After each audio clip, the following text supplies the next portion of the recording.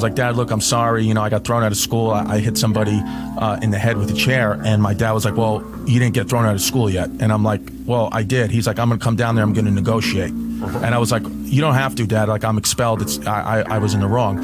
He goes, nah, there's no evidence.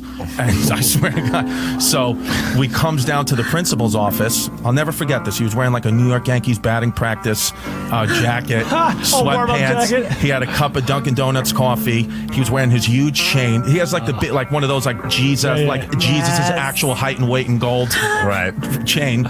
So he walks into the principal's office. And like, you know, keep in mind, I mean, it's, you know, you have to have a meeting with the principal. There's a secretary. There's a whole system. My dad just ignores all that. He goes, which room is it? And I was like, oh, it's that room. So the secretary's like, oh, sir, can I help you? He just ignores, walks in. The principal, I'm seeing this like from behind my dad. The principal was on the phone. And my dad goes, hey, can I talk to you? And doesn't introduce himself, nothing. And the principal's like, excuse me? He goes, yeah, I'm Chris's dad. I need to talk to you. And the principal's like, well, I'm on the phone, sir. You'll have to wait outside. And my dad just hangs up the phone. Oh, wow. It was like, power he move. just hangs up the phone. He goes, look at that. Now you're not on the phone. Because when my dad gets into like a mode like that, and to be honest, like I think my dad was more of a crazy nut job, in and out of prison guy when I was very young, before I was even born. The dad that I knew, you know, other than this moment, was relatively calm. He was like a diabetic. He's on dialysis. But like when I was a kid, I mean, he was in prison.